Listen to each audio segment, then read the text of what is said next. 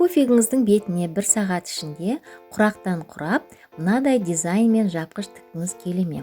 Онда мен сіздерге осының ең оңай әдісін көрсетемін. Бізге алдымен мынандай 20-да 20 етіп, мынандай дизайнда ши құрақ құрап шығамыз. Ол ши құрақтардың әр бөлшектерінің ені 3 см болу керек. Міне біз қазір жасыл цветтерін қырқып алдық. Енді біз келесі ақшыл жолағынан қырқып аламыз. Міне қараңыздар, мынау реттерін енді қырқып аламыз. Бұның да ені 3 см болып. Әрі қарай енді біз құрағымыздың мына сары көздерін қырқып аламыз. Олардың өлшемі 4×4 квадрат болып шығады. Бұны да көп қырқып аламыз. Міне дайындап алдым мен. Енді бізге 20-да 20 квадрат А4-ден мынандай қағазымызды қырқып аламыз. Бұл қағаз бізге құрайтын ши құрақтарымыздың формасын береді. Қағазын кейін жыртып алып тастай саласыздар. 4×4 қылып мынандай бірінші көзін қоямыз. Соған мынандай етіп маталарымызды реттеп кезегімен қойып шыға бересіз. Әрі қарай енді жасылын қойып шығамыз. Міне осылай етіп өз ретімен қойып кете береміз. Сәлем достар, құрбылар, қыз-келіншектер. Видеоны достарыңызбен бөлісіп, бірге тамашалаңыздар. Келесі видеода жарамсыз мата қалдықтарынан құралатын бұйымдарды тігіп көрсететін боламын. Осындай видеоларды жіберіп алмас үшін каналыма тіркеліп, қоңырауша лайк басып қойыңыздар. Енді міне біз тырнақша көздерін тігіп шығамыз. Бұны қойып, квадратты ашық күйінде қойып, белінен бастырып, әр бұрыштарына қойып отырамыз.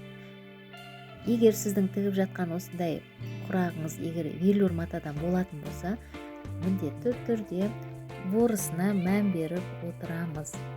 Міне осылай етіп, көз құрақтарымызды құрап шыға береміз. Құрақтың астындағы квадрат қағазымыздың беті толғанша осы құрақты соған құрап алып барамыз. Қағаздарыңызды әрине болғаннан кейін астынан жыртып алып тастай саласыздар.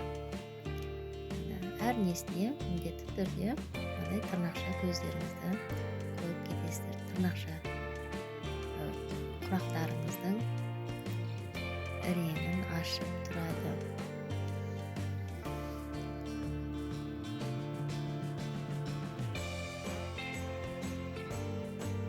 Міне осылай етіп біз 12 көзін құрап шығамыз құрақтарымыздың.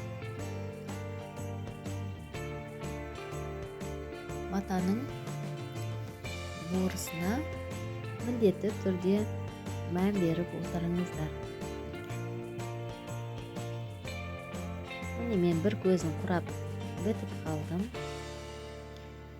Бастапқы кезде көзге қиын сияқты көрінгенмен ешқандай да қиындығы жоқ. Тек ретін дұрыс тігіп отырсаңыз болғаны. Осылай етіп біз 12 көзін құрап дайындап аламыз. Енді дайын болған 12 көзді біз қазір пуфиктің бетіне тастап қалған размерлерін шығарып аламыз. Өлшеммен. Мына бізде квадрат болып шықты, 20-да 20 болып. Мен бір 12-сін тігіп алдым. Міне пуфик бетіне мынандай етіп жайғастырып, енді арасына мынандай жасыл су көздерін жүргізіп шығамыз. Ақтарды бір-біріне қаратамыз. Ақ полосаларын арасына осылай жүргізіп шығамыз. Алтауын бөлек жасап шығамыз.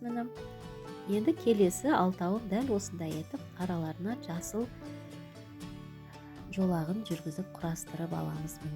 Мен екеуінде дайындап алдым.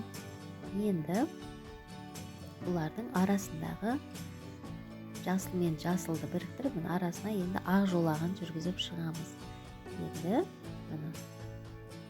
жандарына жүргізіп шығамыз.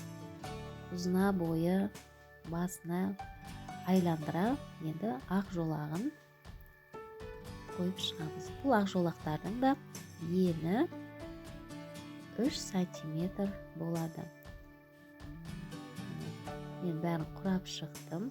Енді осы ақ жолаққа ұзына бойы енді жасыл түсінен қырқып аламыз. Енін 3 сантиметр қылып. Соның ішіне жгутты қойып бастырып шығамыз. Жгутты мынандай бір беті жоқ, мынандай лапкамен тігіп аламыз. Бұл лапка жгутымызды қасына матаңызды тақап тіккенге өте ыңғайлы. Дайындап алған жгуты бар лентамызды соңғы тігілген ақ жолағының үстіне жиегіне орналастырып шығамыз. Матамыздың мынандай бұрыштарын кішкене абай қылып қырқып аламыз. Жгутымызды кішкене қайшымен кертіп барып айландырамыз. Өйткені біздің бұрышымызды тартып қалмай, соның жаңағы формасына дұрыс айналу үшін.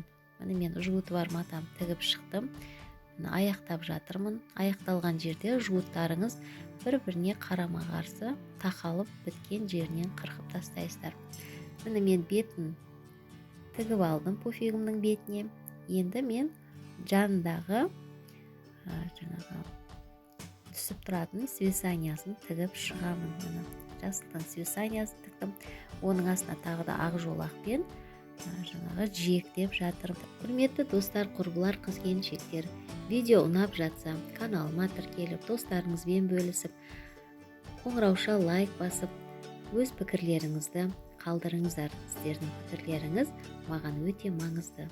Барлықтарыңызға тігін өнерінде сәттілік, келесі видеоларымда жолыққанша сау саламат болыңыздар.